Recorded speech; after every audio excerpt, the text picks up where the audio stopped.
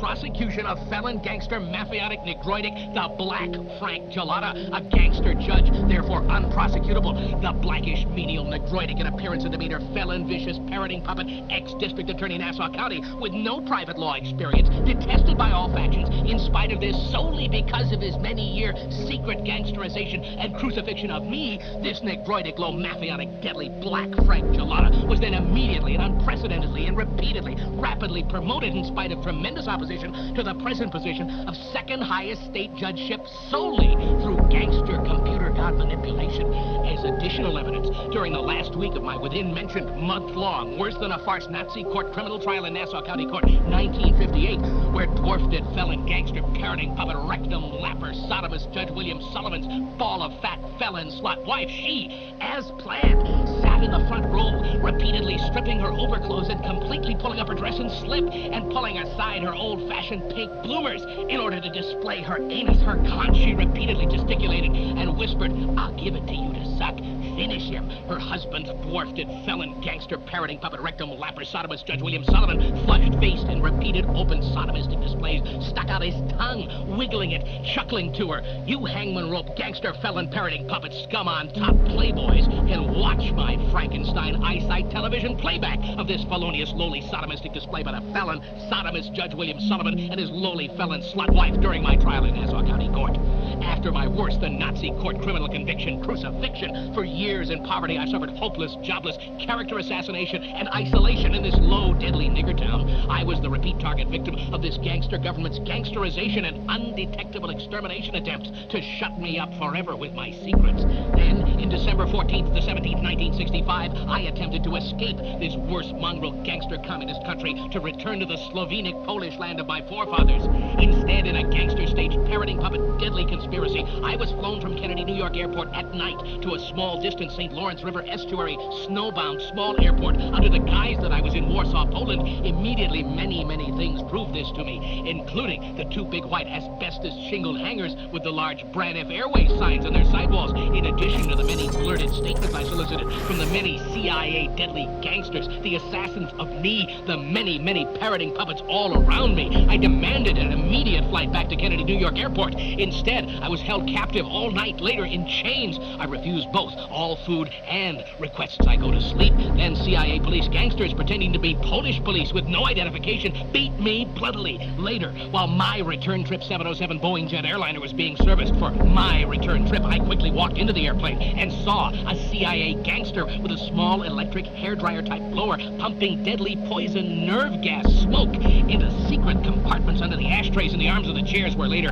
I was ordered to sit in the airplane full of CIA underlings, passengers, my assassins, who giggled as they watched me dragged in chains by the airplane by the gangster CIA police gangsters. These deadly gangster CIA passengers, they pressed the frontal panel of the ashtrays in the seat arms to release the deadly poison nerve gas smoke. Indubitably, all of the others deadly CIA underling gangsters aboard this staged return flight, they all had taken the top secret poison nerve gas antidote pill, immuning them from the deadly poison nerve gas smoke. Deadly poison nerve gas smoke was sprayed at me from cigars, cigarettes, and even from ballpoint pens, also from the wig of a woman sitting next to me. Even the Swiss cheese type ice cubes were evaporating into poison nerve gas smoke in all of the free drinks. I got up and went to the rear of the airplane by the rear exit door with a large push-up handle. My Frankenstein brain thoughts broadcasting radio disclosed my intentions. Immediately, the loudspeakers screamed that the flight was over and that our airplane was already preparing to land at Kennedy, New York Airport. You hangman rope sneak gangster playboy scum on top know these facts are true, not only from taking part in such undetectable exterminations, but also you chicanerous, demented, felon, parroting puppet gangsters can watch my Frankenstein eyesight television playback of all these horrible, terrifying, deadly events. When I returned home, Joseph I. Deck, my only brother and deadly felon, murderer, and assassin spy agent against me for this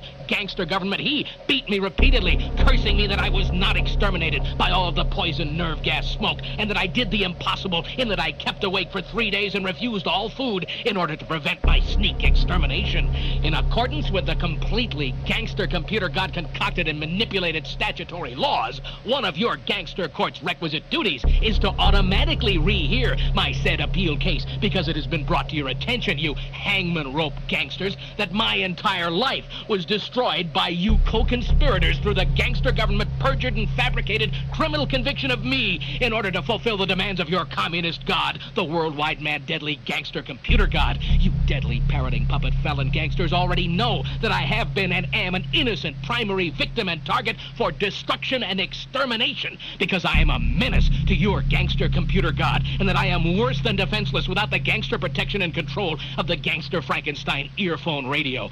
I stand alone against you demented, deadly gangster parroting puppets, namely this worst gangster communist computer god-controlled gangster government. Before I'm exterminated by you hangman rope underlings, I demand a reply. October 21st, 1976. Francis E. Deck, Esquire. Addendum. I personally filed my maximum conviction appeal brief in 1961 with the chief clerk of the U.S. Supreme Court, Washington, D.C. The chief clerk, he knew me. He sneeringly grabbed my thick, strong, homemade appeal brief, and then he attempted to rip it up in desperation. The chief clerk of the U.S. Supreme Court ripped off the cover of my appeal brief. Miraculously, I stopped him without a deadly scene to me. Then, filing my ripped appeal brief, the felon and other... All right, guys. Oh... I'm sorry. I had to do that. I had to do that. It was a good use of battery power. This stream's going to have to probably not be super long. I don't care that the intro was super long. That was kind of the point. But I thought I would give it a shot. Keeping an eyeball on the power meter there. Slowly dropping voltage. We'll see if we can make it through this. The hotspot has its own battery, so hopefully, that keeps going. It usually does all right, because I take this hotspot out, and it usually keeps going. But I'm usually not streaming on it, so who knows. Anyway, it's going to be a short stream. There's no secret message, because I couldn't render out a new secret message, because I was trying to conserve power today. My power's been in and out. I don't even think necessarily that it's storm related or whatever, because I heard something explode and then the power was out, and I don't know what it was, but it was a boom, and it shook my windows. So I don't know what happened. And but then it came on for like a little bit, and then it was off again. So I have a paltry solar setup because I haven't had the money to build it up yet. So I've been just kind of laying low with the electricity. And it's actually not so bad. My heater's, it's all natural gas. So that's not a big deal. And this would suck if it was summer. But I'm going to be all right. I might have no lights pretty soon here.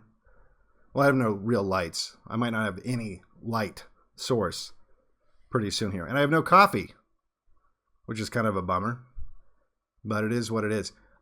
So I wanted to clarify, well, not clarify, I wanted to expand on kind of what I was talking about the last stream when I wanted to spill the beans on the secret message. And I know there's probably a lot of people who couldn't see the secret message, and that's totally fine.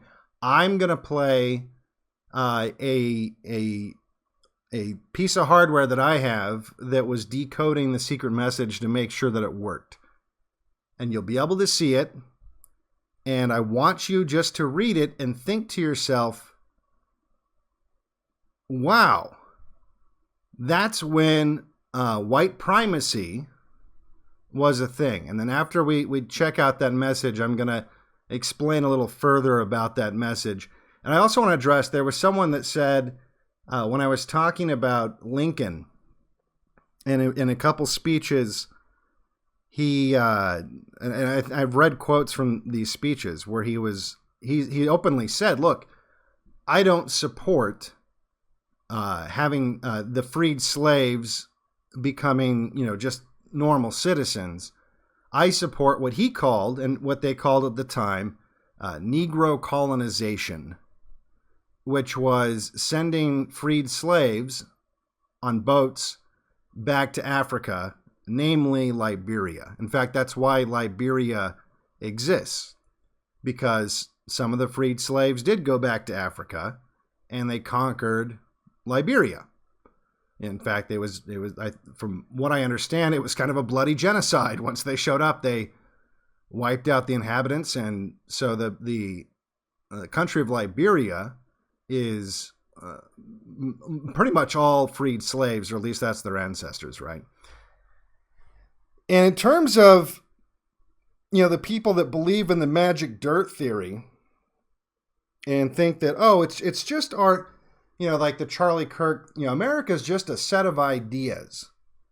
Well, when they went to Liberia and settled Liberia, they took with them essentially American government. Like their constitution is very similar to America's constitution. And I don't think that, I knew someone from Liberia and she had dirt floors as a child in the 90s. So I don't think this magic, speaking of dirt, I don't think this magic dirt theory holds up when we have an example of precisely what happens when you just get that set of ideas and hand it to a different demographic and send them on their way. But anyway, without further ado, because I don't know how long the power will last, I'm just going to go get right to the secret message. So strap in. This was the secret message if you were unable to decode it. Transmission begin.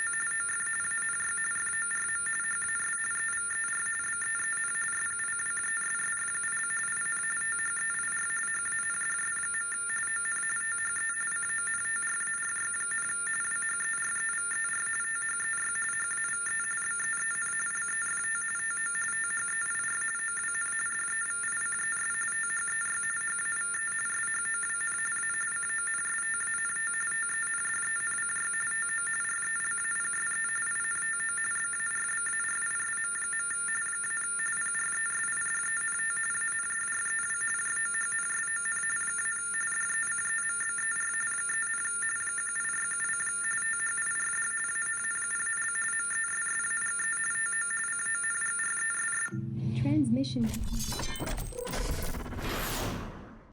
Okay, so that was the secret message. It was a quote from an address that President Andrew Johnson gave to Congress. Andrew Johnson, who's an interesting fellow.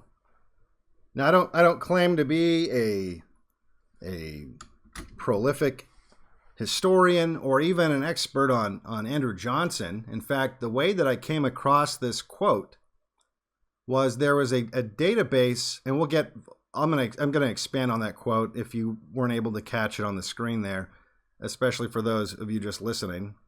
I'll do the full quote in context, but Andrew Johnson, the short version is he was Lincoln's vice president, and he became president.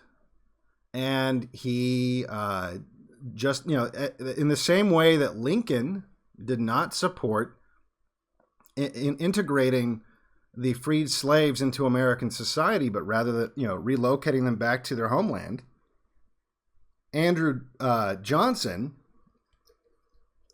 openly said, look, we can't just give these people who have no experience whatsoever in self-governance the right to vote, because it'll instantly turn into a tyranny, especially in the South. It'll just turn into like this revenge thing where they're trying to get payback on the white man.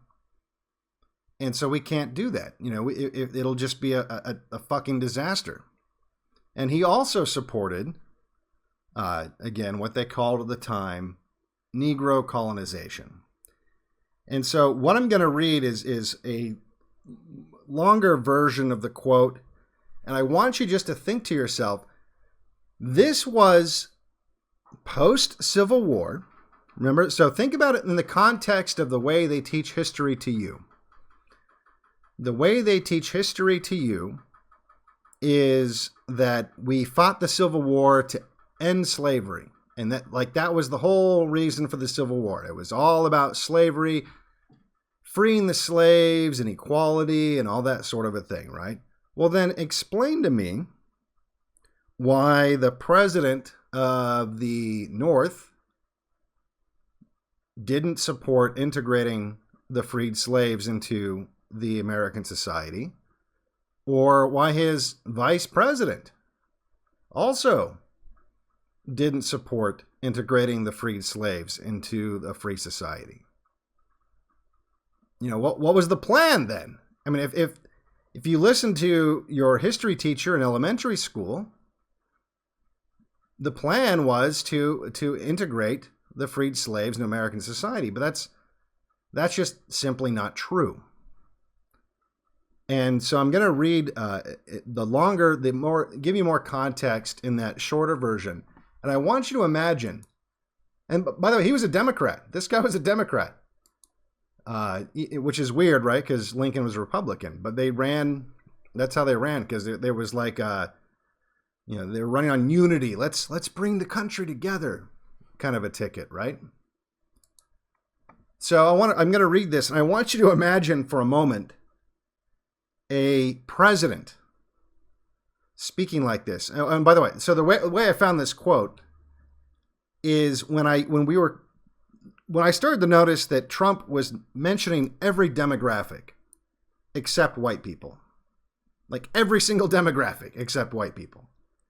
And then I started thinking about it, and I was like, I don't think any president really mentions white people for some reason. Is this like a new phenomenon? And so I found a database where you can search presidential addresses. And it includes some other things that, presidents have said. And I just looked for white people to see like, okay, well, And it turns out they used to say white people all the time. And it was pretty fucking based. And it was because it was back when there was still white primacy in America. And like I said, including post-Civil War, the northern president, the winning side of the Civil War, addressing Congress, because there were members of Congress at the time who, by the way, were Republicans. See, this is something that you got to understand.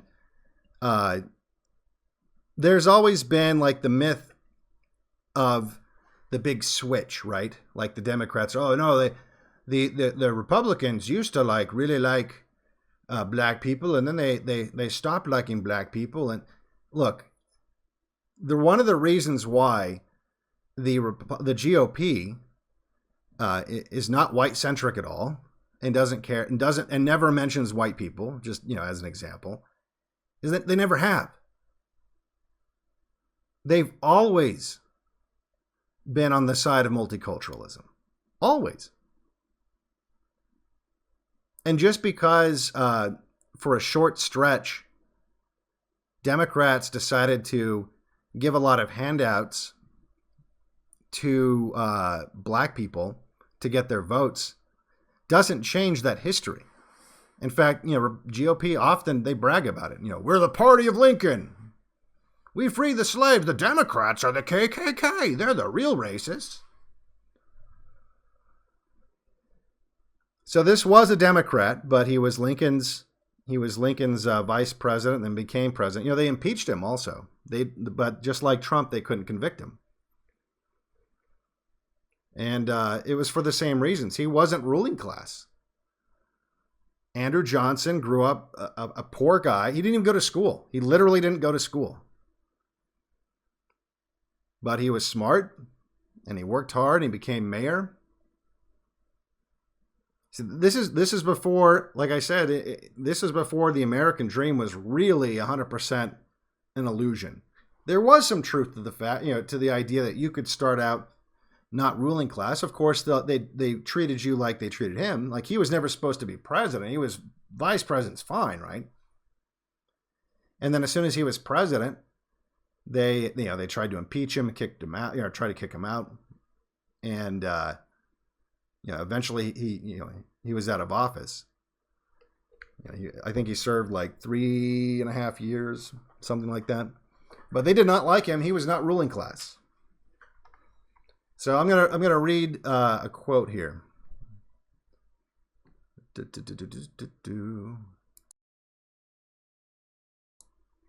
Okay. Wow. A little puberty spurt there, huh? Yeah, my throat's a little dry because I have no coffee. But I have water, so. All right, here we go. I am aware it is assumed that this system of government for the southern states is not to be perpetual. What he's talking about, to give you context, the southern states were under military control after the Civil War. And so, they had, it was basically martial law. And so that's what he's talking about. It is true this military government is to be only provisional, but it is through this temporary evil that a greater evil is to be made perpetual.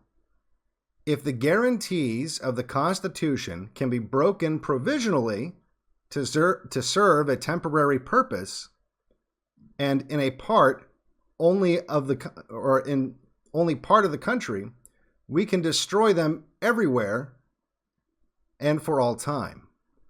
Arbitrary measures often change, but they generally change for the worse. It is the curse of this despotism that it has no halting place.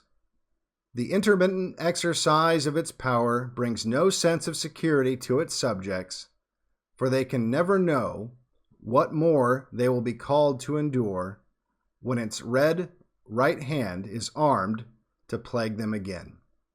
Nor is it possible to conjecture how or where power unrestrained by law may seek its next victims. The states that are still free may be enslaved at any moment, for if the Constitution does not protect all, it protects none.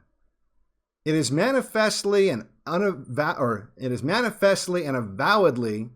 the object of these laws to confer upon Negroes the privilege of voting, and to disenfranchise such a number of white citizens as will give the former a clear majority at all the elections in the southern states. What he's talking about is there were senators pushing to give blacks the right to vote immediately after the Civil War. And what he's saying is, look, if you give blacks the right to vote, they're going to outnumber the whites, and it's going to be a nightmare. And he goes further into this. This, to the minds of some persons, is so important that a violation of the Constitution is justified as a means of bringing it about. See, what he's saying is giving blacks the right to vote is unconstitutional. Because it was. The morality is always false, which excuses a wrong because it proposes to accomplish a desirable end. And that desirable end was they wanted to punish the southern whites. We are not permitted to do evil that good may come, but in this case, the end itself is evil, as well as the means. So what he's saying is, look, you're going to be doing an evil, which in what he's talking about is giving the freed slaves the right to vote. He's saying that's evil, and you're doing that to punish the whites. And so you're saying it's okay to do this evil because we're going to punish the whites, but that's evil too. So it's not like you're doing something evil to get something good. You're doing something evil to do something evil. It's just evil. And look, this is a president saying this on the record. I'll continue. The subjugation of the states to Negro domination would be worse than the military despotism under which they are now suffering.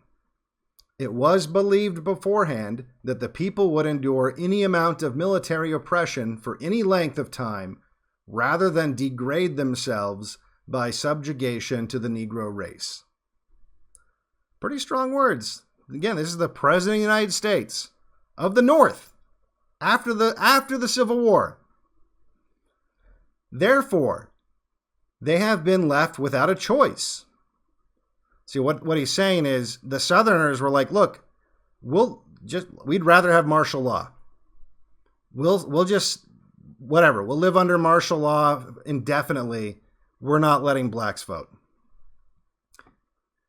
Negro suffrage, again, that's voting like women's suffrage. Negro suffrage was established by act of Congress, and the military officers were commanded to superintend the process of clothing the Negro race with the political privileges torn from white men.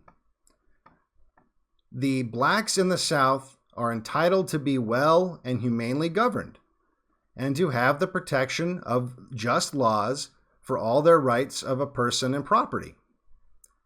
If it were practical at this time to give them a government exclusively their own, like the, again, Negro colonization, under which they might manage their own affairs in their own way. See, again, this is not integrating them in the wider society. He's basically talking about reservations, like with the Indians. It would become a grave question whether we ought to do so. Now, this is where it gets interesting. Or whether common humanity would not require us to save them from themselves. See, what he's saying is, if we give them their own, like, reservations, right, they won't survive. And they're not capable of surviving. But under the circumstances, this is only a speculative point. It is not proposed merely that they shall govern themselves, but that they shall rule over the white race, make and administer state laws, elect presidents and members of Congress, and shape to a greater or less extent the future destiny of the whole country. Would such a trust and power be safe in such hands?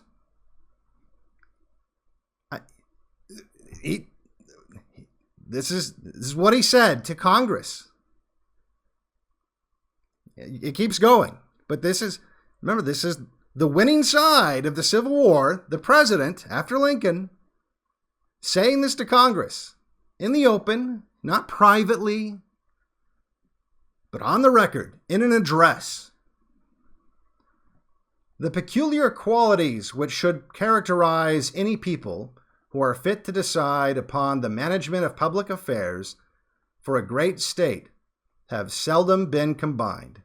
It is the glory of white men to know that they have had these qualities in sufficient measure to build upon this continent a great political fabric and to preserve its stability for more than 90 years, while in every other part of the world all similar experiments have failed.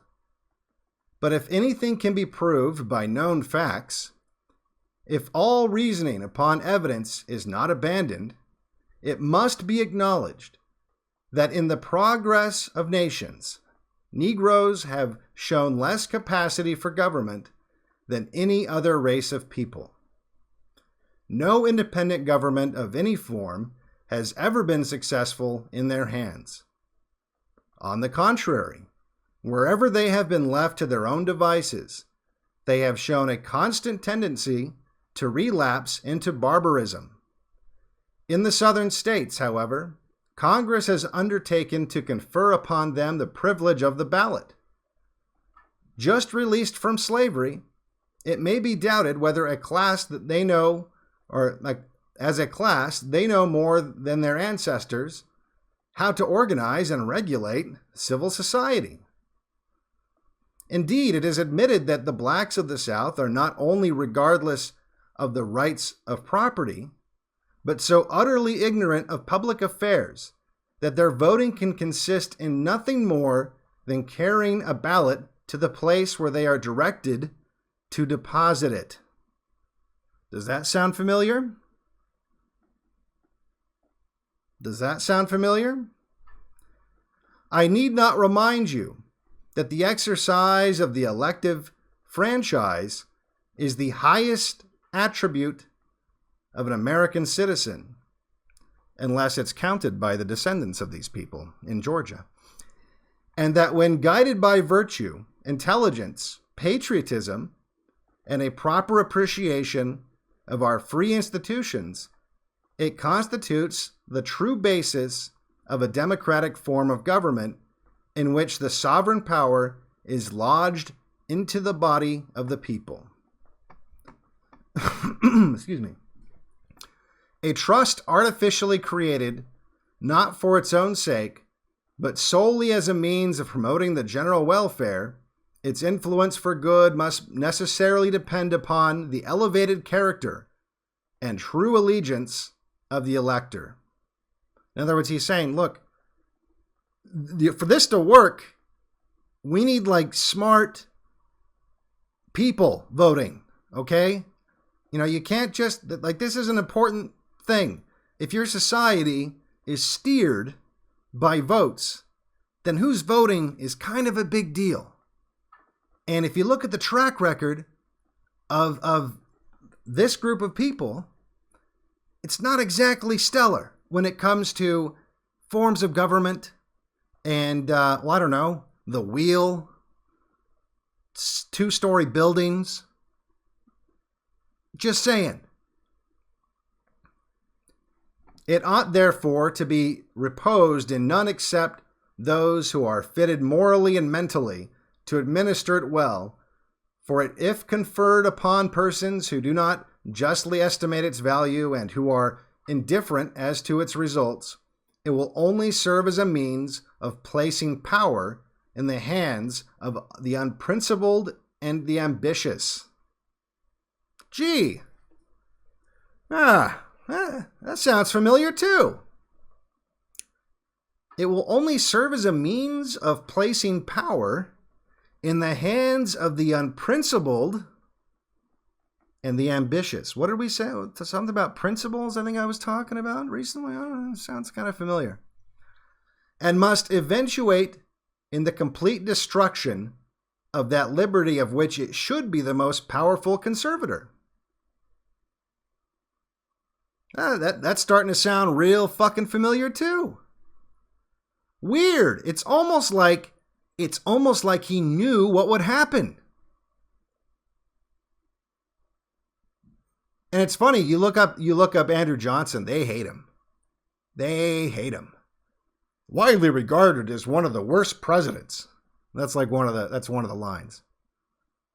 I have therefore heretofore urged upon your attention the great danger to be apprehended from an untimely extension of the elective franchise to any new class in our country, especially when the large majority of that class, in wielding the power thus placed in their hands, cannot be expected correctly to comprehend the duties and responsibilities which pertain to suffrage, or in other words, to voting.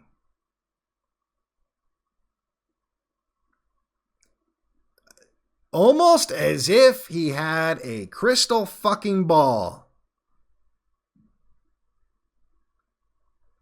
Almost as if he could just see into the future. See what was going to happen if you just started letting everyone vote. And by the way, a lot of this stuff applies to women too. This is before women could vote.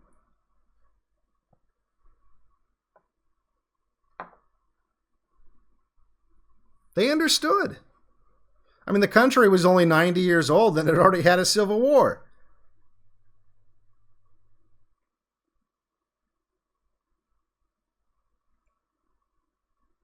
So when you hear these historians tell you that the Civil War was all about slavery and it was all about, freeing the slaves and integrating them into our society and just being a big melting pot and all this bullshit. Understand, this was the fucking president. On the record, laying out exactly, the president of the North after the Civil War. Supposedly one of the guys that was trying to destroy racism forever, right? Laying it all out there saying, look, you guys are evil. If you're trying to give the vote to these people, that don't understand this system of government, who have no track record of maintaining the kind of society that we built here, that we're barely hanging on to after 90 years. This form of government, it's failed. Every time someone's tried an experiment, like this around the world, it's always failed, but we've somehow managed to keep it going, and you're going to fuck it all up. And you're going to do it because you want to punish the fucking South, which is also evil.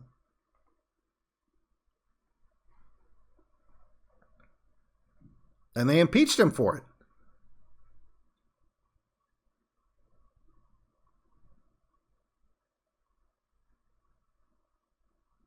Because he was right.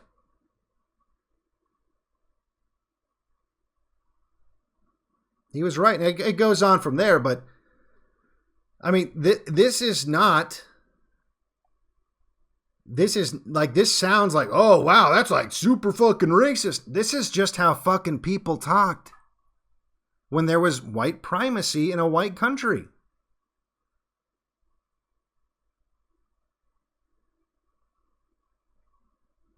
Before you had the shame. And look, for fuck's sake, if anyone was supposed to have, remember, we're all supposed to feel guilty about slavery, right? Slavery had just been going on like a few weeks ago when this guy was talking. He didn't sound all that fucking guilty, right? Well, that's because he was on the side of the... No, he was from fucking... I think he's from Tennessee. Like, he was from a southern state. He was from a state that seceded.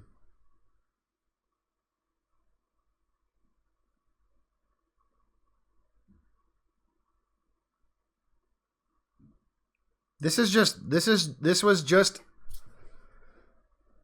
back when you could just say all the things that people today are ashamed of. They're ashamed to say it. They're ashamed to feel it. They're ashamed to think it. They feel guilt for things that they have really nothing at all to do with.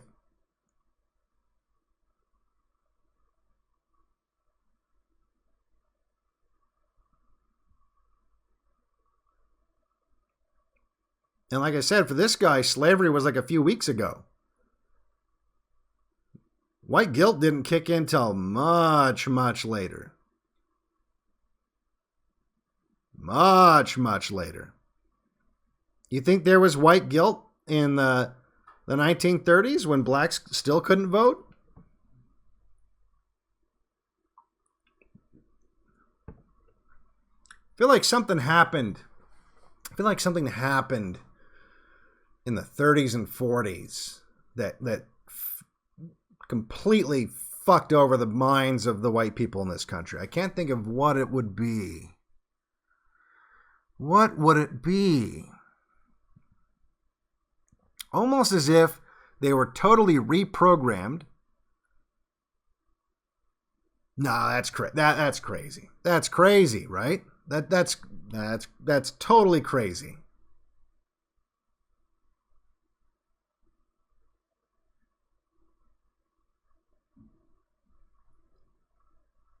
They've lied to you. They've castrated you.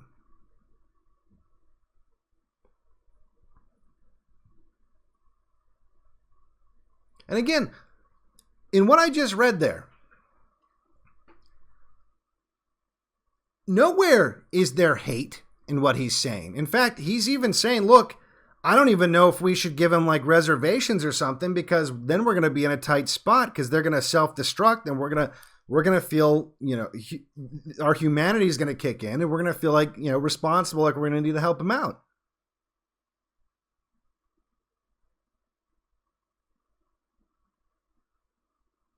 He's being compassionate. He's saying the best thing for these guys themselves is to not vote. And he says, look, they deserve to be governed compassionately and honestly and justly. There's no hate in what he's saying. He's just laying it all on the line and saying, look, I mean, Look at Africa. You know, we're barely doing it with the demographics we have. We're just, I mean, it almost failed just barely. We just had to fight a bloody fucking war. And look, you can disagree with his point of view, or at least I don't even know if that's really his point of view because he is from the South, but you can disagree with what he's saying with, you know, in terms of like the outcome of that, but it doesn't really matter. His point is like, look, we're barely making this happen. We're barely making this work.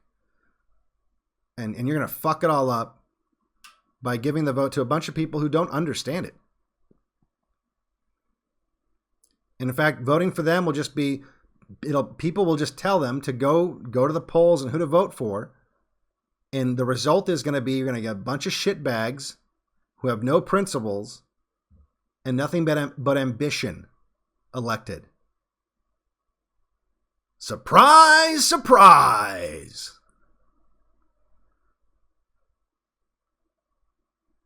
This man had a time machine.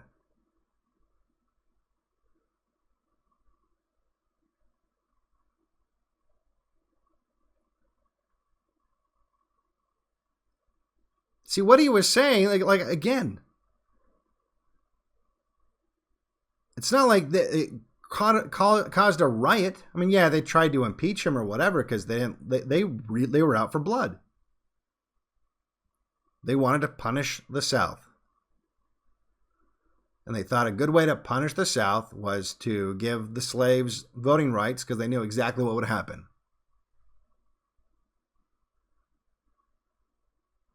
And they were upset that he was being like, look, guys, this is not cool. Like this is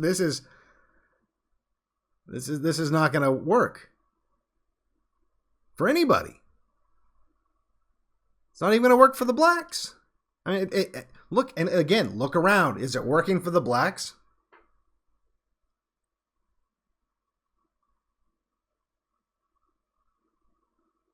It's not working for anybody, is it?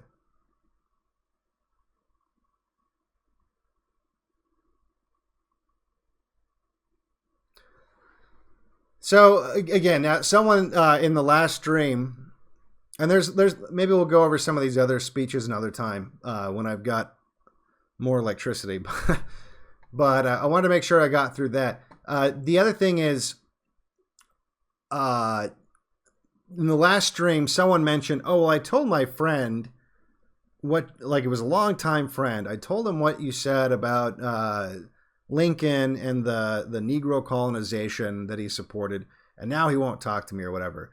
And I said, well, just you know, you can look it up. It's easy to find, and it really is. So I did it. I looked to see how hard it would be to find, and you literally can just look up Lincoln Negro colonization. You'll find a bunch of stuff. Now, again, a lot of it is written by you know who, and it's framed in like a way where they try it because you know they know that. I mean, Lincoln's got a fucking temple in D.C. It's called the Temple. I don't know if you guys realize that. If you've ever been to the Lincoln Memorial, look up at the top of this giant fucking. First of all, it's built like a temple. It's built like a fucking Greek or Roman temple. With it, like literally like Lincoln's a god. Like if you go like an ancient Greek or Roman temple where they had the god inside the temple, it's like Lincoln is a god. And it says at the top, in this sacred temple, blah, blah, blah, blah, blah. A bunch of shit. So Lincoln's basically like a god. Like you can't talk shit about Lincoln for some reason. Not yet. He's like one of the few white people that no one's allowed to shit on for some reason. Still haven't figured that out. Maybe because he got killed. I don't know. But because he's like this deity, literally, and he's got a fucking temple. People they know they can't just shit on him. So what they do instead is they try to pervert they don't pervert, they just interpret what he really meant and shit like that. But it's easy to see. You don't have to look that far. You can look, I mean, it's everywhere. The Encyclopedia Britannica's got a blog on it where, again, they try to make it sound like, well, but like, and like, for example, yeah, here it is. It rightly strikes the modern reader as a relic of racial bigotry and misguided paternalism. Shit like that. So they can't change what he said. They can't change what he said or the record, right? Or at least not yet. Once everything's digital, I'm sure a lot of that stuff will start to magically change, right? In the same way that, movies about history are magically changing, right? The demographics and such. And shit, like, I don't know why they wouldn't tear down Lincoln. I mean, this is a perfect example why they should have an excuse. Lincoln was a bigot, or what they say? He was a relic of racial bigotry and misguided paternalism. Let's tear down the Lincoln Temple.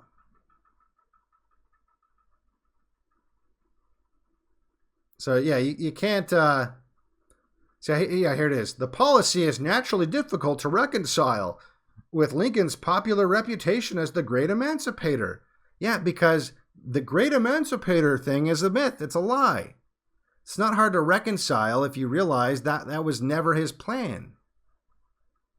It was never his plan to integrate the freed slaves. Never. It just wasn't. And I just read what his vice president said. It was no one's fucking plan, It was the plan of senators, a minority, by the way, because they weren't able to convict the president when they impeached him. It was the plan of some senators to punish the South.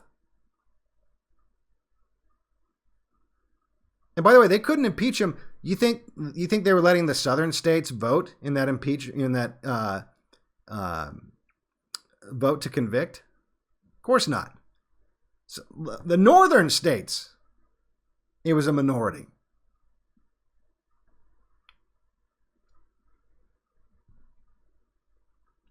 Why?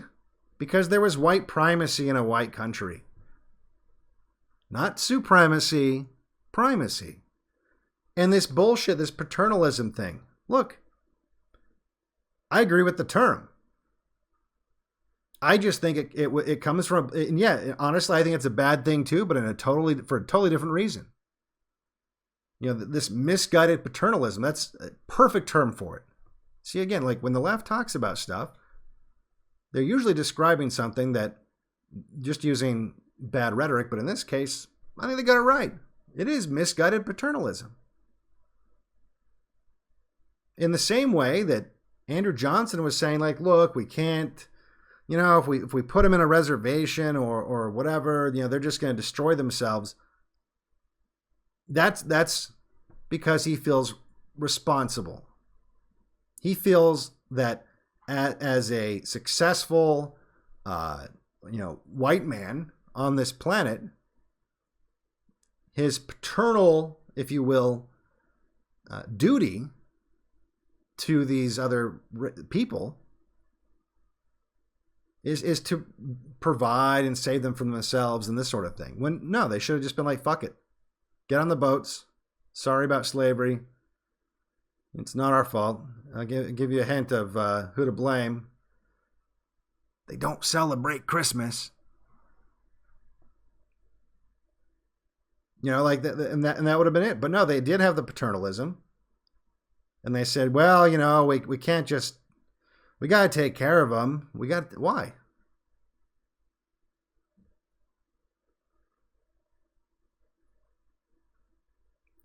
I mean, I understand the instinct. Look, we are empathetic people, right? But it's historically, including in this example I'm giving you now, it's our undoing more often than it's not. Because that empathy is only good if it's tempered with patriarchy.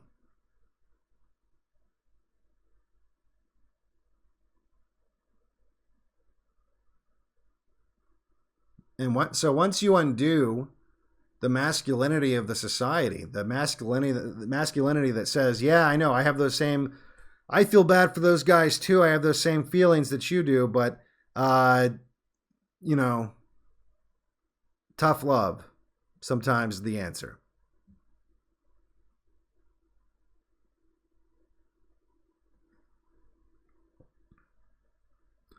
So absolutely it was misguided paternalism.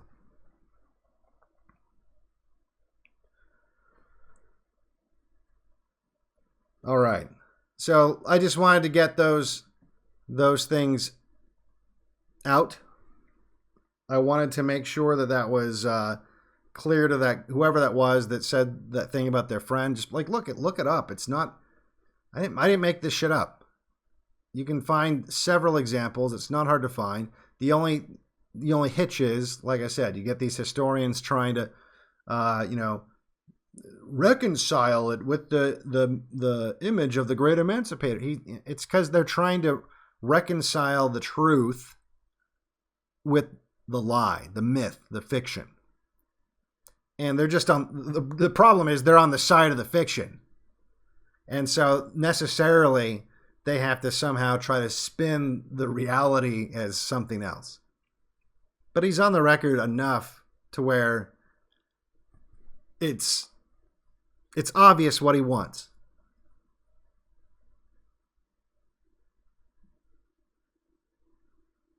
And like I said, like it wasn't that controversial. Clearly. Because the Emancipation Proclamation was in 1863. 1863. What year? Because I don't know, and I probably should.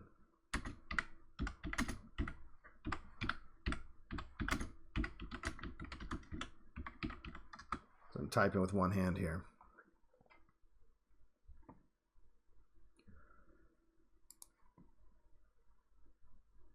(1863).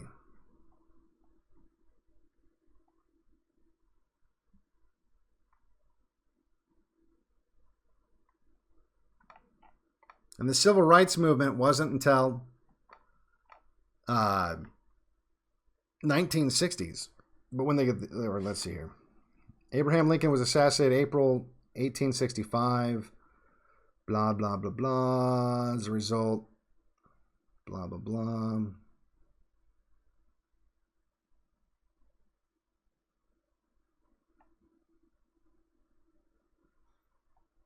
Yeah, and then it just unraveled shortly after. Let's see here.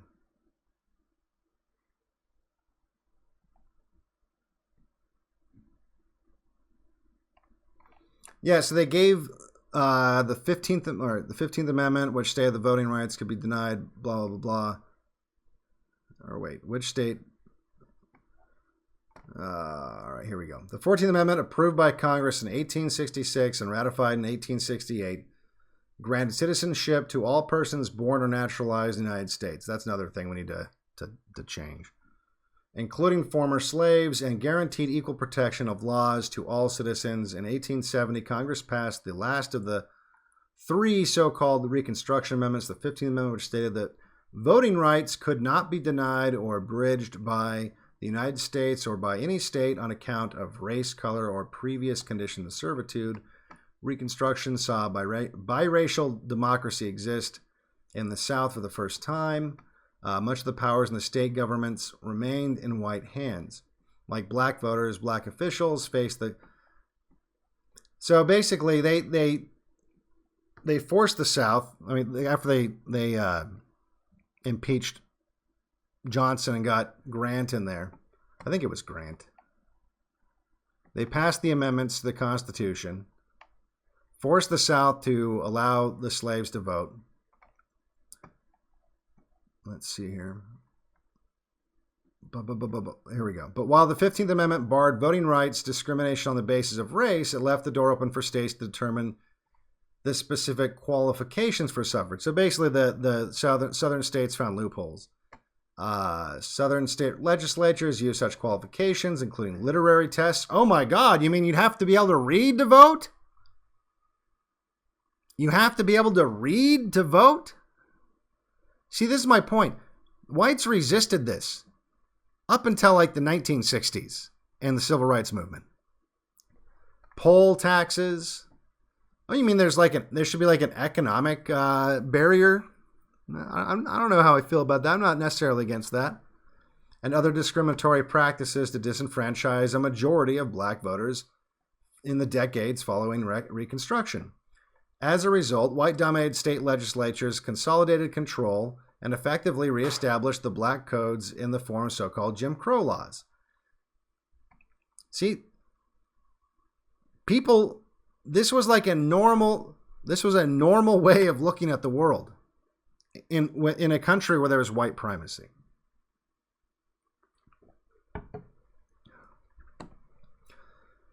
In the 1950s and 60s, securing voting rights for African Americans in the South became a central focus of the Civil Rights Movement, while the sweeping Civil Rights Act of 1964 finally banned segregation in schools and other public places. It did little to remedy the problem of discrimination in voting rights. So in 1964, not that long ago, they still had like these barriers to vote. And look, I mean, oh my God, literacy test. I mean, they make it sound like it's evil, that you should have to be able to read the ballot before you're voting. The brutal attacks by the state and local law enforcement on hundreds of peaceful marchers led by Martin Luther King and other civil rights, blah, blah, blah, blah, blah. So yeah, like, this wasn't fringe. This was normal in white society. For like 100 years, like until like the 60s. The fucking... Here we go. Before the passage of the Voting Rights Act, an estimated 23% of eligible black voters were registered nationwide. By 1969, and I bet you can guess the people that were behind this, that number rose to 61%. By 1980, the percentage of black adult population on Southern voter rolls surpassed that in the rest of the country.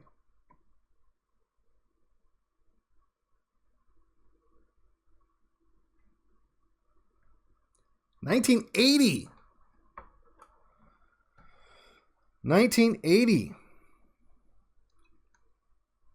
And look, if we had more time, it wouldn't be that hard. I promise. In fact, I can promise you without even looking. I know the ethnicity of the people running these NGOs and these nonprofits that went to the South to actively dismantle all these protections that they put in.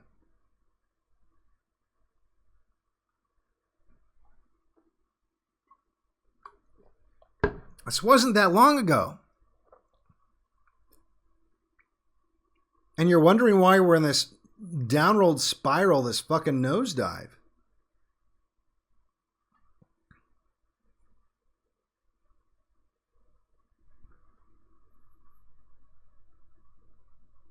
The 1960s. See, this is why people hate boomers, really. And a lot of boomers, it's not their fault that they were alive during this time. But the 1960s is just when a lot of this shit just went on. It just unraveled. Like everything all at once unraveled.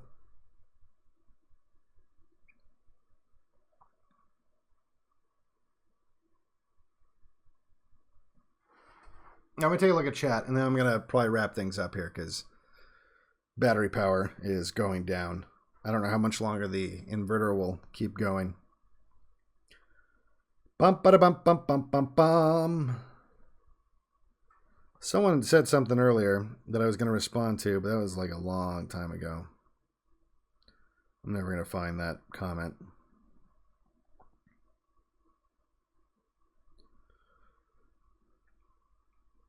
America is doomed not just because white people are being outnumbered by the third worlders, but because most white people, even the most conservatives, believe in equality, democracy, and women should have the right to vote, and racism is evil, etc.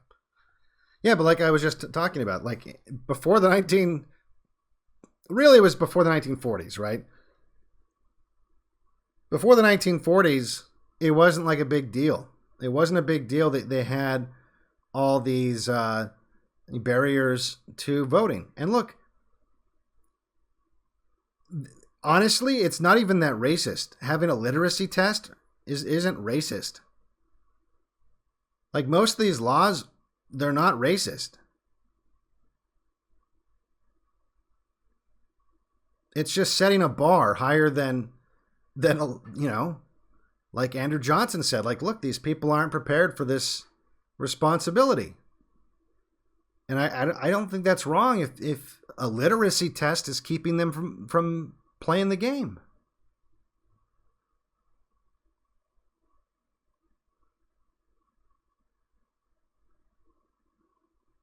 I mean, if that's your that's your example of the great evil in the South, was they had literacy tests? Like the poll tax, like, look, I got mixed feelings about that. I don't know. But I come on. A literacy test? Fuck, they should do that now.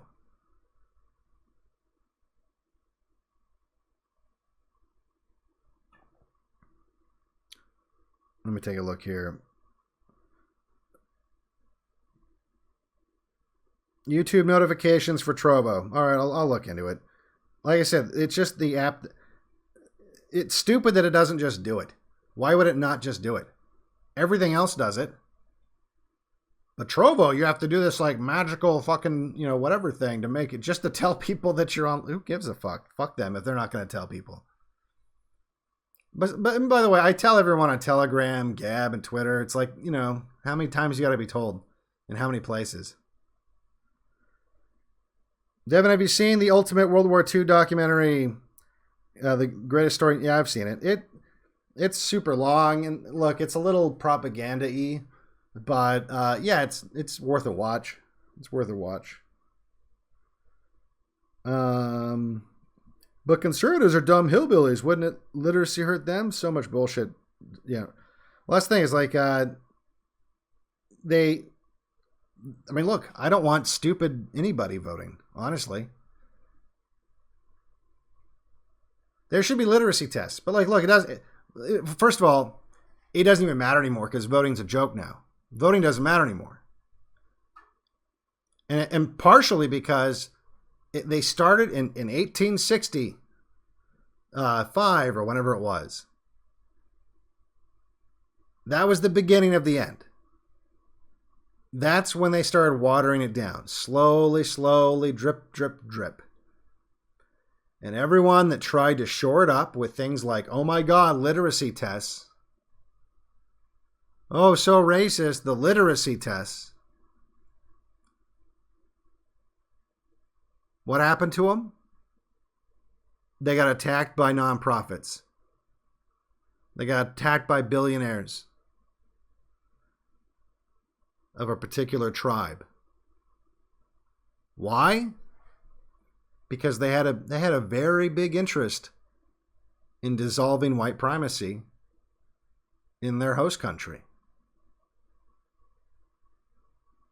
Huge interest. They were a competing group. They had to dismantle that shit.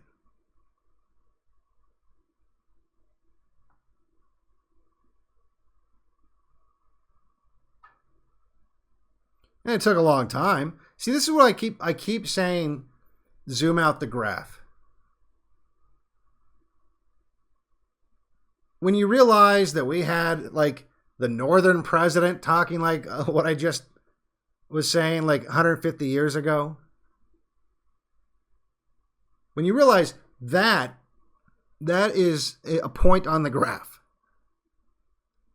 And then look at where we are now on the graph. And you still think we're going to pull up? We're going to pull out of that nosedive? You got to zoom it out, man. You have been losing for close to 2 centuries. There has been no U-turn. There's simply been little tiny ups, pump and dumps on the way down. In fact, there hasn't even been a fucking dead cat bounce. There hasn't.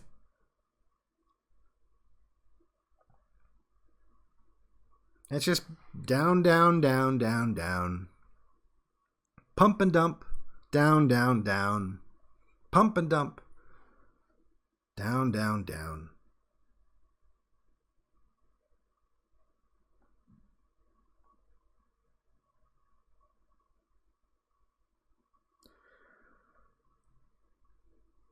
Is anybody else getting the signal not detected on the screen? I hope not. It says it's still going. The voltage is dropping, though. What do you think about the Adventists? They're militantly anti-socialist and union, so at least that seems based, though at Christian churches... I don't know anything about them, actually. Some of the Seventh Day. Yeah, I did know a guy that belonged to that church, but he was like this uber capitalist libertarian, so it doesn't really, that's if that's representative of that religion, I'm not that impressed. Do you think we're going to have woke famines in this country because cow farts are bad, similarly to how they fucked the electrical grid with their woke? No, I mean, look, they didn't really fuck over the electrical grid with the woke energy. I mean, it was Texas. The Texas power grid, from what I understand, was privatized. They fucked over the power grid with capitalism. You know, all these conservatives trying to make it sound like it's because of windmills. I mean, that's not what's... I mean, that's maybe a small part of it, but a lot of it was just like when you have private prisons and that sort of a thing. It's all comes down to the bottom line. So they did the math, and they're like, the chances of, you know, Texas freezing over is so low. We don't want to spend the money to do that because we're in the business of making money, not providing electricity. And I don't know. I don't know. I in terms of utilities and stuff like that, I think there's a good argument to be made to have those at the very least quasi-government, like most states actually do with the utilities. But Texas, and I could be wrong about this, but my understanding is Texas privatized a lot of that shit years ago. And maybe including the windmills, I think. I don't know. I thought you'd have to use some World War II ciphers to weed out people, but just using boomer tech seems to be giving a bunch of people problems. Are you going to use the people that got past level 1 and 2 as general laborers in your new society? I haven't quite figured out really where I'm going with it. Honestly, I'm just I just right now I was researching like different encryption that's crackable, you know, like, because I want it to be something you can actually solve. But like you said, I already know that what I'm doing is enough of a hurdle to where a lot of people aren't going to figure it out. And so I am going to add complexity to it, but I want to ease into it. You know, I don't want to make, what he's talking about is the secret messages. I don't want to have like these secret messages that no one can read, you know, like then it's just like, you know, screaming into the void. But yeah, maybe there'll be something. Let's see here. What majority of Devon's viewers are white? The answer may surprise you. I don't know what you mean by that, but yeah, I know there's people that aren't white that listen to my streams and stuff. And look, that's cool. You know, white primacy in white countries has nothing to do with dominating other races or hating them or any of that shit. It's about being honest and looking out for your interests. Like, I don't know, every other fucking group on the planet. And look, if I push it a little hard sometimes, it's because when no one else is helping you push, Sometimes you have to push a little hard. We could maybe be a little more or a little less aggro about some of this shit if more people were on board. And I don't think I'm that aggro about it anyway.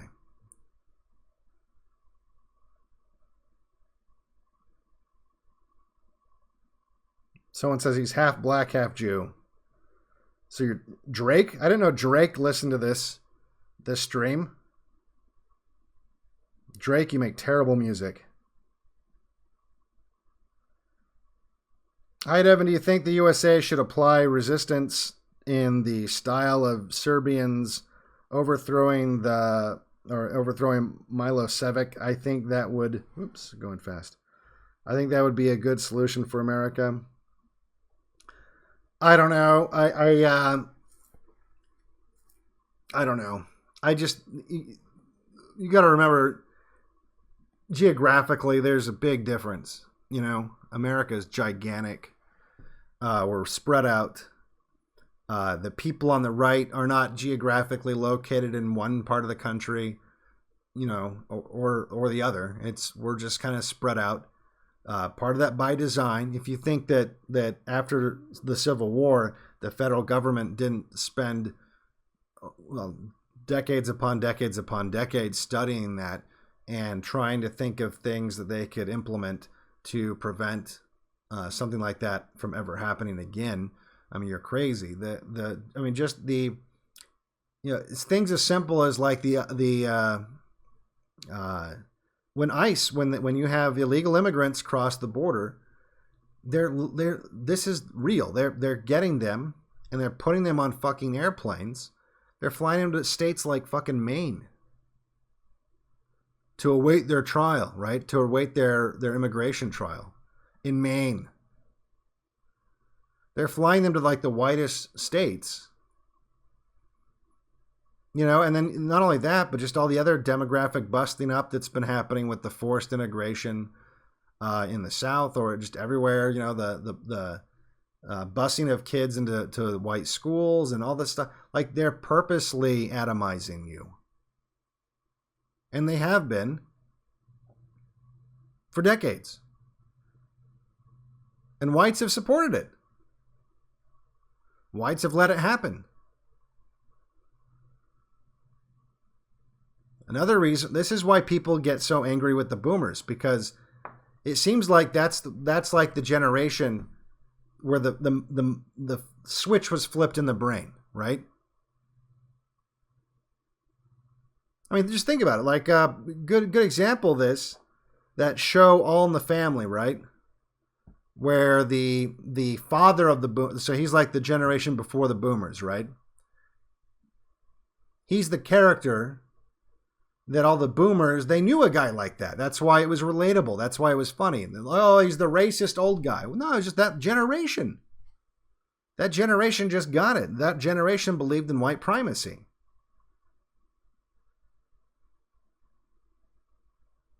And the boomers thought they were enlightened and woke and did a bunch of fucking drugs and fucked each other in mud puddles while listening to Jimi Hendrix. And, dismantled all the protections that the South had implemented to stop a wave of voters who couldn't read from voting for people who they didn't really, I mean, they were just being told, here, go vote for this guy, he'll give you stuff.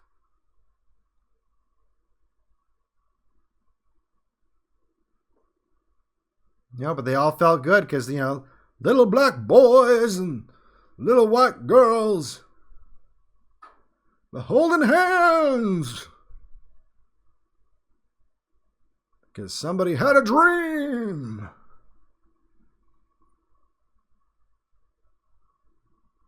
Because some fucking rapist that worked for a Jew had a dream.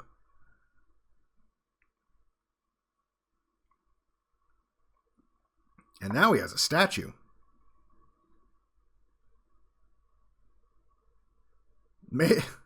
A statue made in China. That's how shitty we are now. I guess that's kind of funny. I like that it was. I'm pretty sure it was made in China. I know the artist was Chinese. In fact, you can kind of tell if you look at the face, it looks kind of Asian-y. Because they say, like, when you're an artist and you're first doing portraits, a lot of the even if you're drawing other people, a lot of them, or just a made up person, they end up resembling you, because the person that you've seen the most is you. I mean, because every day, when you brush your teeth, you look in the mirror, the person you've studied certainly the most, because, if you're just staring at someone, it's going to weird them out, but you can stare at yourself in the mirror for hours and no big deal, right? So the person that you've examined closely, or at least the face that you've examined closely, is your own. And so you can actually kind of tell there's a little bit of that. If you look at, I'll bring it up. He looks Asian. He looks like a jungle Asian kind of. Let's see here. Hopefully this. We'll see. Like I said, the voltage is dropping. That's all right. It's keeping up.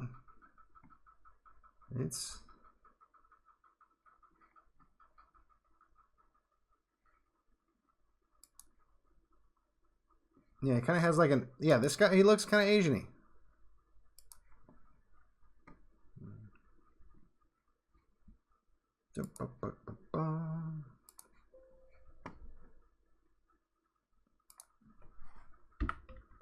Come on, you fucking piece of shit.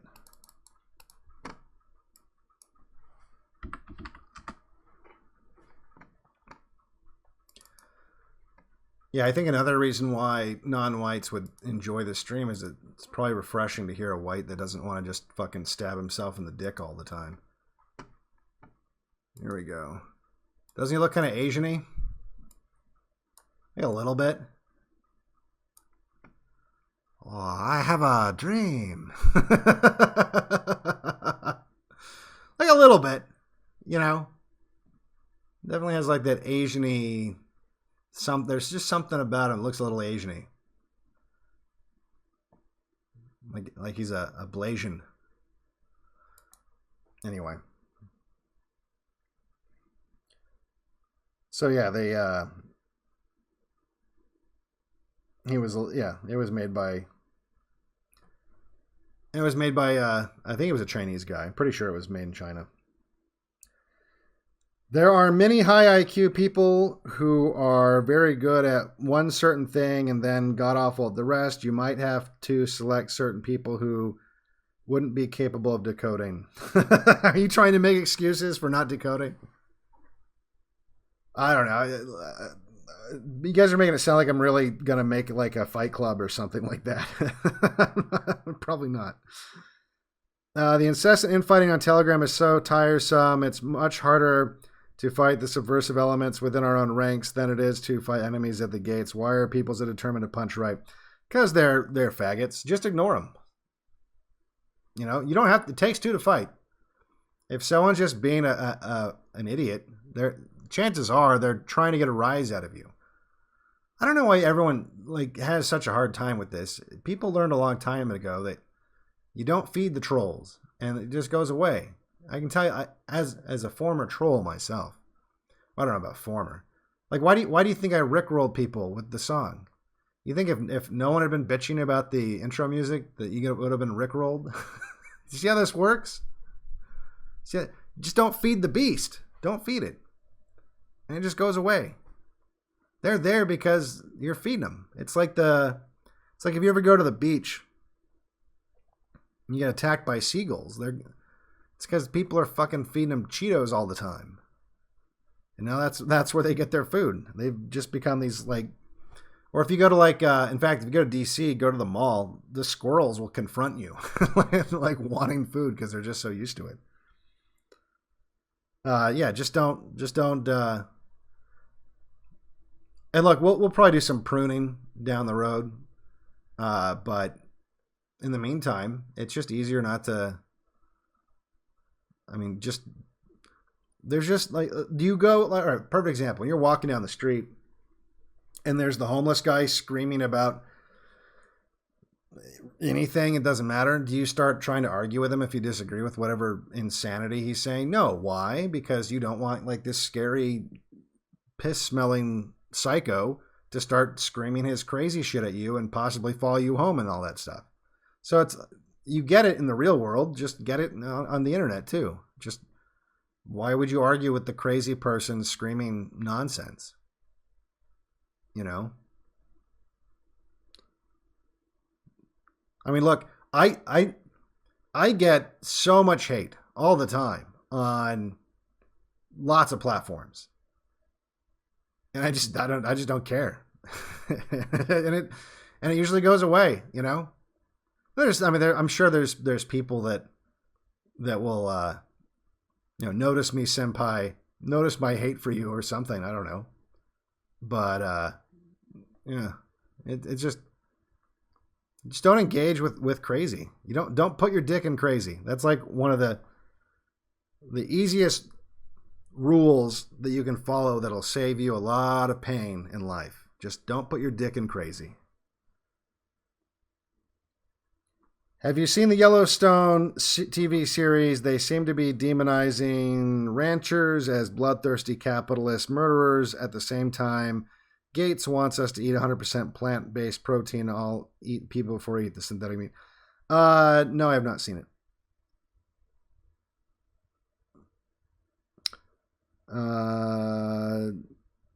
I used to troll. Wait, that's talking to someone else. What do I think of that kid Soph? I don't know. I guess she's.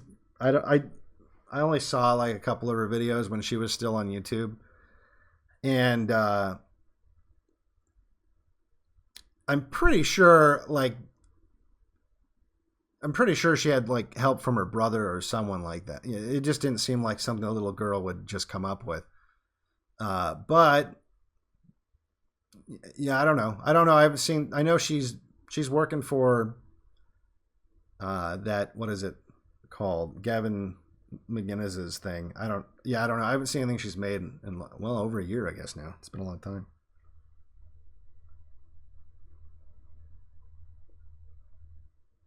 Let's see here. Oh yeah, and last time I heard her on anything on like a stream, she sounded very, libertarian, whatever. She's a kid though, so it's like whatever.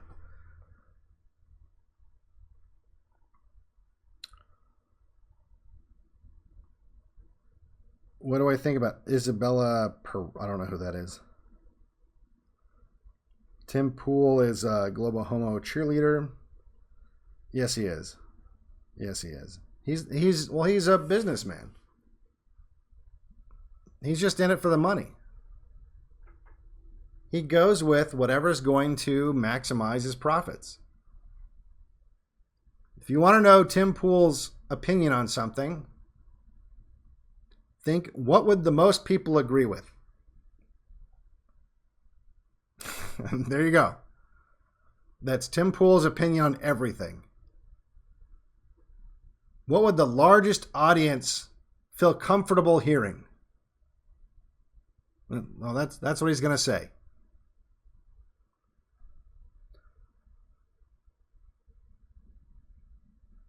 What do I think about Freemasons? I don't know enough about Freemasons. I've never really studied them. I think any secret society is shady. What little I do know about them doesn't look good. But at the same time that I say that I think every secret society seems shady, I kind of want to make one. Gotta fight fire with fire. If you can't beat them, join them. It's not in us. It goes against it goes against how we think, though. I'm all about truth, and this is why I do this. Is I want everyone to know what I know. I don't like keeping secrets. But maybe there's an advantage to that. Clearly, I guess there has to be, right? The problem is, I kind of feel like it has to be coupled with power, right? So like Skull and Bones. It's not like Skull and Bones was a bunch of just like public school kids that created a club, and next thing you know, they're all getting elected president and, you know, CEOs of it. You know, these were already rich, powerful kids. So basically what they're doing is they're just, you know, forming like Voltron into like this super rich, that's all it is. It's safety in numbers. And, you know, if you add the secret element to it, a lot of that ritual, that creepy ritual shit with Skull and Bones, for example, where they do like the fucked up stuff, like jacking off in a coffin and, you know, all the weird stuff, right? That's really, it's the same. It's really a tactic that, well, fraternities use the same kind of shit, right? Where they shame people, gangs, you know, where you have to get you know, your ass kicked by the rest of the gang to get into the gang. You know, like these are just normal loyalty tactics. So that, yeah, they sound creepy and satanic and scary and all this shit, and there's probably an element of that, right? But really, it's a proven method of having that kind of loyalty. Is it a necessary element? I don't know. I've never been in a secret society, so I don't know. I don't even know. Does every secret society do something similar? I mean, I think they all have ritual. Like they all do something. Maybe at the very least, they do something goofy, right? So in the case of Masons, you know, I think everyone has seen a lot of the leaked stuff with that, where they have the rituals. Which, by the way, for all you Mormons out there, if you think there's not a connection, if you haven't been to the temple or whatever, I think you can still find on YouTube. I don't know how this guy did it, but a guy literally had a hidden camera and went through like endowment ceremonies in the temple. I don't know if it was Salt Lake, but it was some Mormon temple. And I mean, right down to the apron and everything. It's very Masonic looking. And look, a lot of the early Mormons were Masons. So, but yeah, having that ritual aspect of things, including, you know, you could say Mormonism, right? Where look, I was a Mormon growing up. I had no idea that's what they did in the temple, because you can't, I mean, you can go and do certain things, but you can't like go to like to that stuff until you're married and do all this other stuff, right? And but yeah, so having like some kind of ritual aspect too, and a level of secrecy and, you know, surrounding that, I think that's probably maybe a necessary component. I don't know. If we make the Order of the Blackpilled or something like that, I don't know if we're gonna. And we're definitely not jacking off in coffins. Sorry, guys, we're not gonna.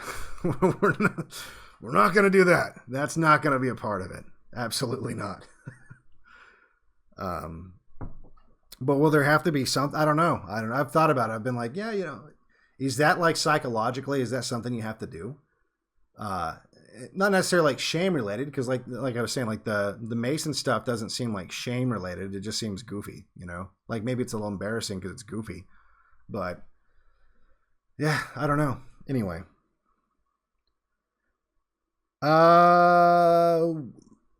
that's the Spanish friend. Oh, okay. I see what you're saying.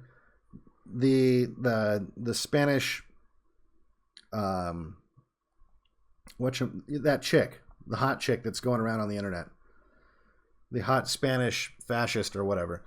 I don't know much about her because I all I know is I've seen her picture and I've seen like people raving about her and saying, yeah, I've read like a couple headlines, but I haven't dug into it any deeper than that.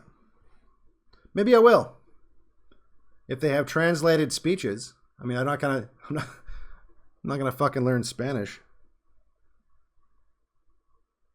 Let's see here.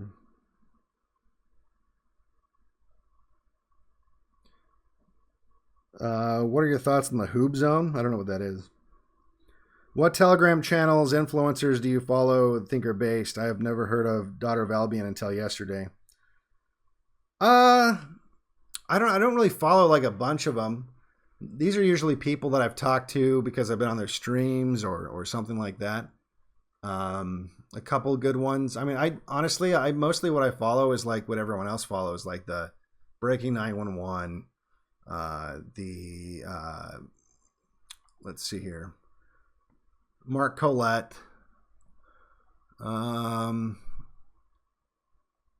Sidney Powell for some reason still. Yeah, Disclosed TV, just stuff like that. Most of it's news.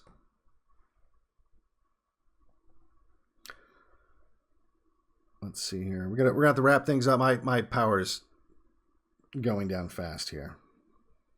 Let's do a lightning round. What is a good shortwave radio? Pretty much all the new ones are fairly adequate. If you want to have something that can also do ham radio, but if you're just talking about receiving, there's a lot. Just look for a radio that's capable of doing single sideband. I think that would be important.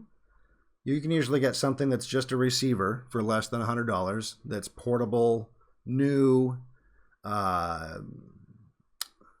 There's I think Texan, but Texan, like it's a Chinese company, I think, or Japanese. I don't know which.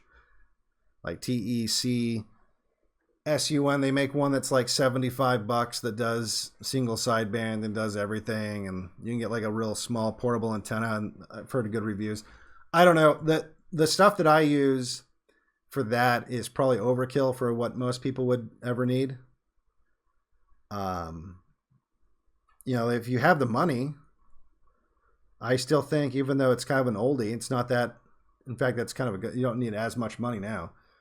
But a Yaesu FT818 it's basically a ham shack in a tiny little radio. Like, it does everything. It does UHF, VHF, it does 6 meters, it does all the shortwave stuff, it does AM, it does FM, it does, and in fact, you can modify it. You can and it's not that hard, and you can find a video on the internet that shows you how to do it. You just change a little bit of solder. I'm not saying you should do this. If you just solder a couple things that they're really easy to get to, you can now magically transmit on everything.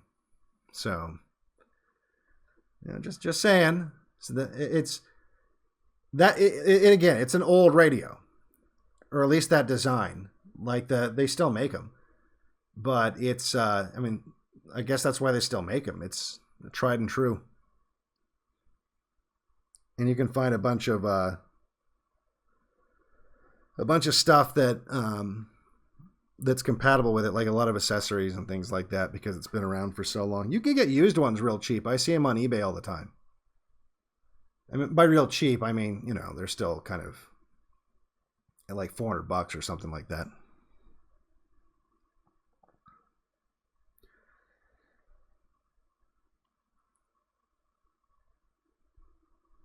Favorite porn star? I don't have one. Porn is degenerate. That's great. I have a soldering iron. I'm not afraid completely to trash electronics. Oh, I can fix it. Hold my beer. Yeah, I've been fixing stuff all day, which has been hard because I can't use a soldering iron, because obviously that would destroy my power. But I had a tube amp that I was cleaning a bunch of shit out of. That's been sitting on a shelf for a long time because I want to get that thing up on the air.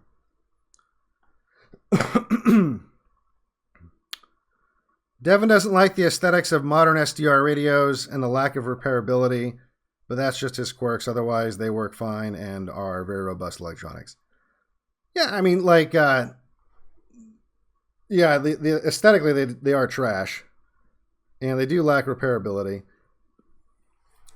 That's the more so the repairability thing. I mean, yeah, I am sometimes a form over function kind of a guy, but the lack of repairability is kind of a big deal if you think about it. Like, if you're out in the in the apocalypse, you're not going to have an easy time fixing it. But yeah, you can get something cheaper. Like there's a bunch of Chinese SDR style radios that are cheaper than the 818, but it's not going to do the same. At least not that I'm not aware of one that does this. This has the same capabilities, and they're not that much cheaper, considering that some of the compromises you have to make to use them. And look, the 818 is not aesthetically good either. It looks like something made in the 90s because it probably was designed in the 90s. All right, guys. Well, I think we're going to wrap it up, even though this has been a relatively short stream. Did you see the NASA Mars Rover landing, Devon? I think they, filmed it where you live. I didn't see the footage. I just saw that it had landed, and I saw a black and white photo. But, I mean, look, I'm not as skeptical of space as a lot of people. I think it's much more likely that unmanned probes are going places than manned things. And honestly, I'm not even saying that we've never been to the moon. I'm just saying that the official story of the moon landing has some very weird things about it that don't add up. And I think it's likely the official story is not entirely true. But I'm not even saying we've never had a person on the moon. I don't know. Maybe we did. But I don't think that it's the way they said. And it especially gets more suspicious every year that we don't go back. Or no one else does either, right? That alone should tell you that something's up. If in 1969, the same year that all the boomers were getting super high and fucking in mud puddles and getting rid of all the barriers for illiterate people to vote, like at the same time that's going on, somehow we're also going to the moon, but now we can't. There's a lot of things that just don't add up. There's just a lot of things that don't seem right. You know, the computer that operated the moon landing was less powerful than a wristwatch that you would get out of a free watch that you would get out of a box of cereal or I don't even know, at a carnival or something like that. Like that's more powerful than the computer that was on board the craft that landed on the moon. Yet somehow it just seems like this impossible feat to do today. Now, at the same time, you could say, yeah, well, what else happened in the 60s, right? Maybe diversity is why we haven't been back to the moon. Yeah, like that's entirely possible, guys. You can't think that everything's gotten dysgenic, but somehow NASA didn't. It's a government agency. You don't think that they're also subjected to the same diversity hire shit that they started around that same time? That everything stopped working? I mean, I'm just saying. When supposedly they did the moon landing stuff, which, like I said, I don't know. Maybe parts of it are true. Maybe none of it is. I don't know. But it's a little more believable when you look at the demographics that claim to have done that, versus what I imagine that it looks like now. Of course, I'm sorry, I forgot. A black lady wrote all the software. Of course, they're going back and trying to find all these ridiculous diversity things. But let's just, come on. No one believes that shit. SpaceX is doing better than NASA because SpaceX is more white and more male. Right, and that's also why they're going after him. They're literally going after Elon Musk for hiring too many Americans because he wasn't doing the H-1B1 visa enough. I don't know if or maybe at all, I don't know, but at the very least, he wasn't doing it enough. And so they're saying that. Can you imagine that? They're actually trying to make the case that he needs to be sued because he's hiring too many Americans. Thoughts on flat Earth theories? It's dumb. I mean, it's dumb. It's interesting to entertain for like an afternoon. And, especially if once you realize how many lies there are out there, it's good to entertain and to investigate even shit like flat Earth. Because it's like, all right, well, who knows, right? They lied about everything else. So maybe they lied about this too. But literally, if you can't figure it out after like, all right, let's say you're a little slow, not an afternoon. If you can't figure it out after like a week, you probably just don't have a good grasp of the necessary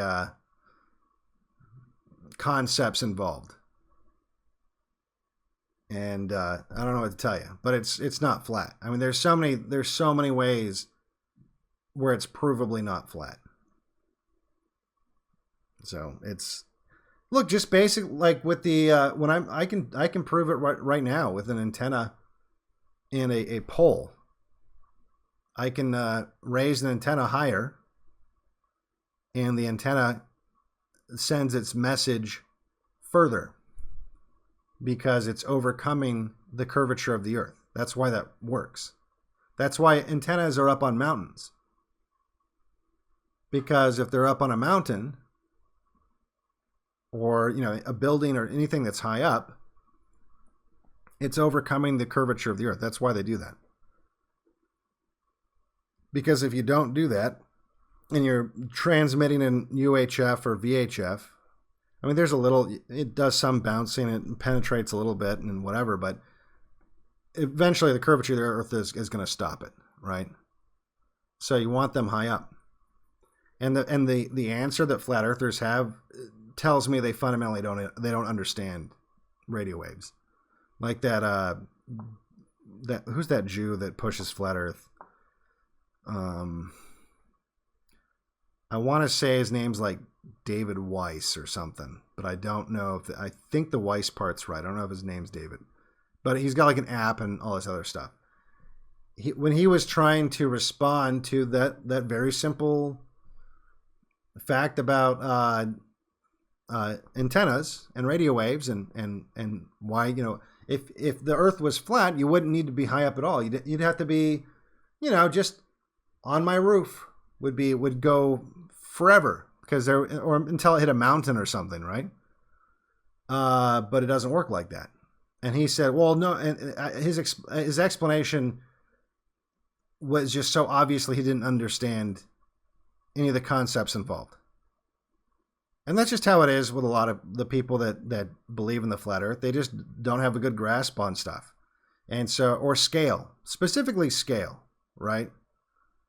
So, to give an example, like a lot of people will say, well, I can prove that when there was if the Earth was a globe, when there was a lunar eclipse, right?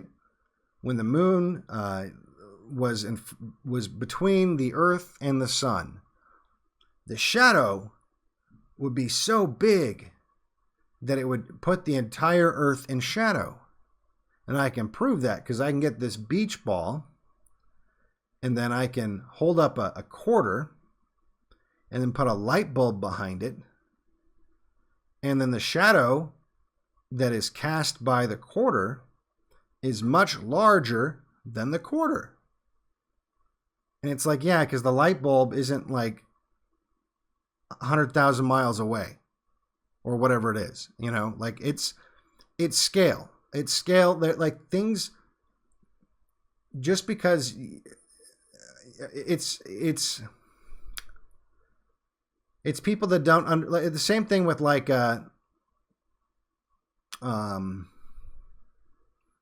when they do the vacuum test, like, oh, well, the Earth, if it's just like if space is a vacuum, and I do have some questions about the space of vacuum. I think it's more complicated than that, but but whatever, it doesn't matter. If space is just a vacuum, and how does the atmosphere stick to it? Wouldn't it just get sucked into space? It's like, it's scale, dude. We're not talking about like the amount of air that you put in that little vacuum tube that, we're talking like gajillions of tons to the gajillionth power of air, like it's scale, it's massive. Like the earth isn't just like a beach ball, the earth is a massive fucking globe. And people, and the bottom line, here's the biggest thing with this. Why the lie? What does it change? Like, even after everything I just said, right? And I just told you, I firmly believe, because it is, that the earth is round. But even if somehow, like, I end up being totally wrong, like tomorrow, someone found the ultimate proof that even NASA was like, oh, you got us, it's flat. What would change? Nothing. So why do it? Like, nothing changes. I mean, and especially the amount of infrastructure that would be required to keep the lie going is just it's so costly that it would have to have, like, there'd have to be like a really good reason for it, right? There's no good reason. Who cares? Even if, like, I found out that, oh, well, actually, the planet is something weird, like a cube, So what? Okay, it's a cube. All right, back to the important things, because that changes nothing. It literally changes nothing. And so I don't even know why people get attracted to it.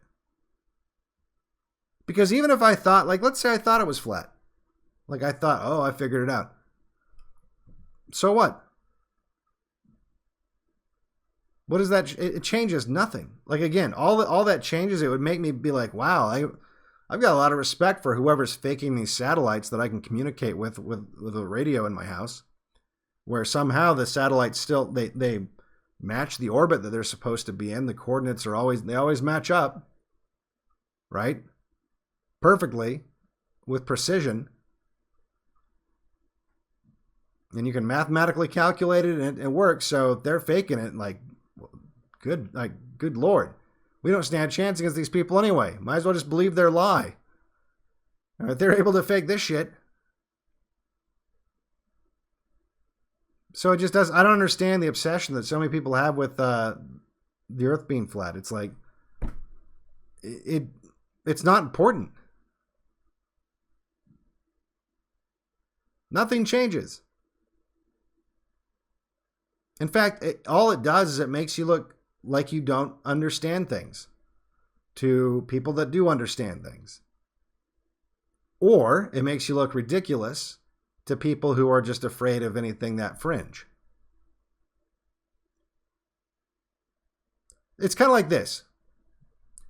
It's like if you found out that if you smear shit all over your face, you'll live like an extra year. Are you still going to, like, just smear shit all over your face all the time and go out in public telling everyone, no, you need to smear shit all over your face. It'll make you live another year. See, it's not worth it. Even if like I said, even if it was true, it's just not, what does it do? What does that do for you? What does that do for anybody?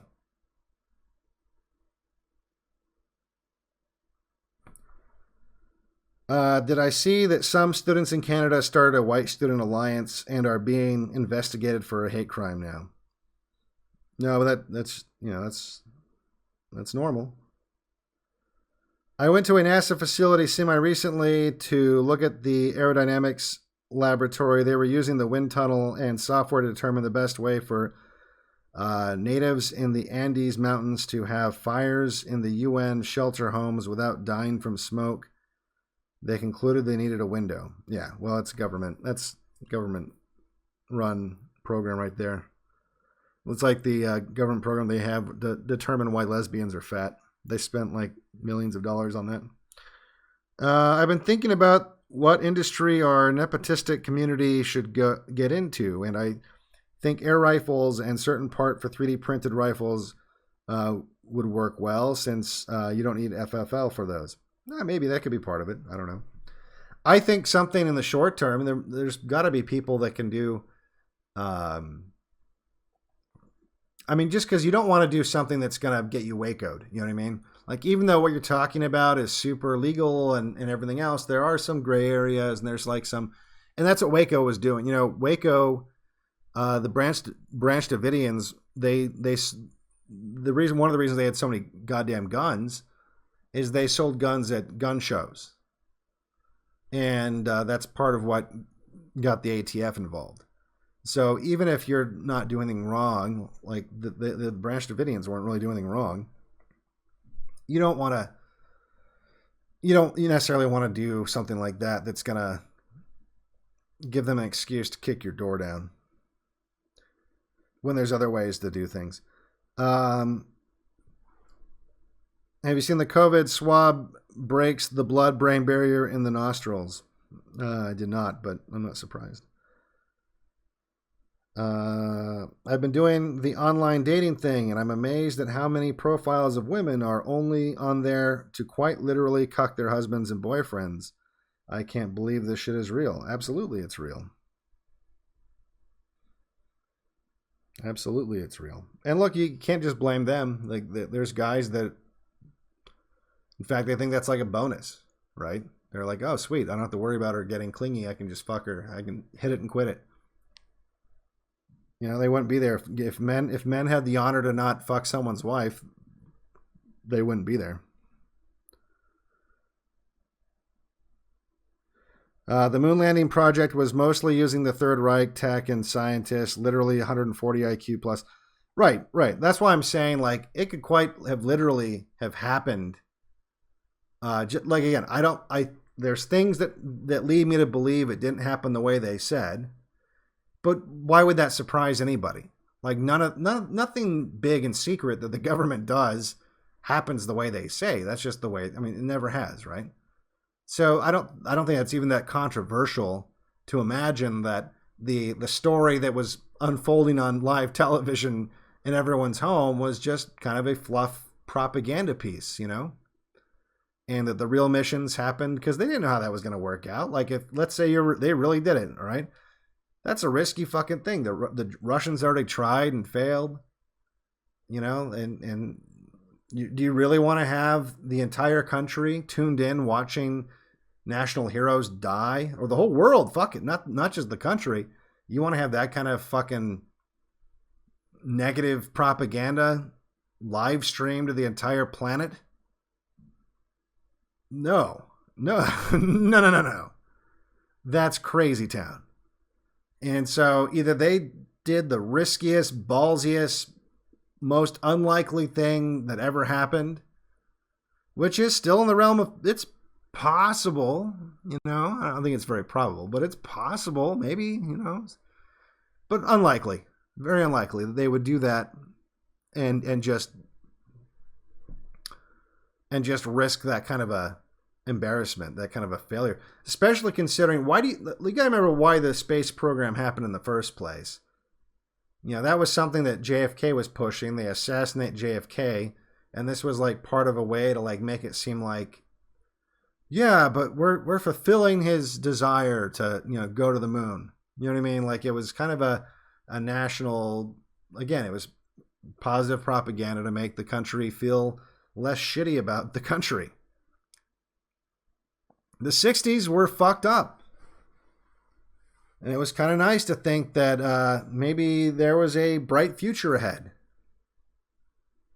And putting a person on the moon, you know, kind of sets the tone for a country. Like, yeah, we're headed towards the future. You know, we're not just going to be in a multicultural hellhole that's rotting from the inside. We're going to go to the stars.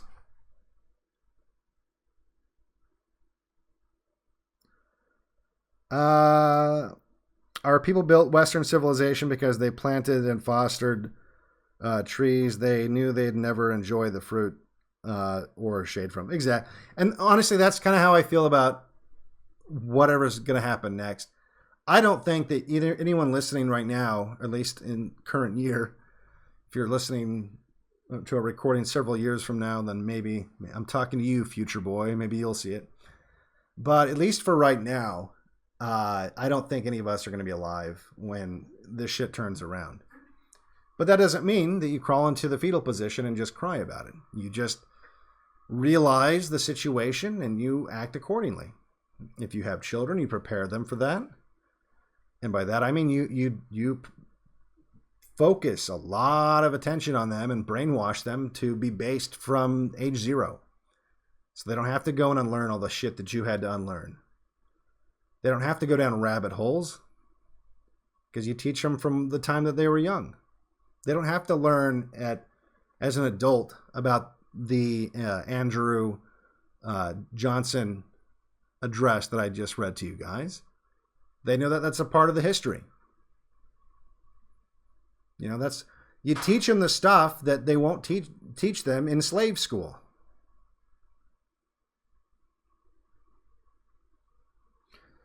So, all right, guys, I'm gonna bail actually because the voltage is dropping kind of low, and I don't know if it's just if it'll just kick off. I don't know at what point that happens. So I probably won't get this uploaded to BitChute because that takes so long. I don't think that I can keep everything running at least until the sun. I have solar power, and so I have to wait till the sun comes back up, and then I can start doing this stuff. But until that happens, I probably can't get anything uploaded. But anyway, hope you guys have a good rest of your evening and such. And I'll see you guys again, hopefully when I have power on Saturday night. In the meantime, for Blackpilled, I am, of course, Devon Stack. Felon, gangster, mafiotic, negroidic, the black Frank Gelada, a gangster judge, therefore unprosecutable, the blackish, menial, negroidic in appearance and demeanor, felon, vicious, parroting puppet, ex-district attorney, Nassau County, and watch my Frankenstein eyesight television playback of this felonious, lowly, sodomistic display by the felon, sodomist Judge William Sullivan and his lowly felon slut wife during my trial in Nassau County.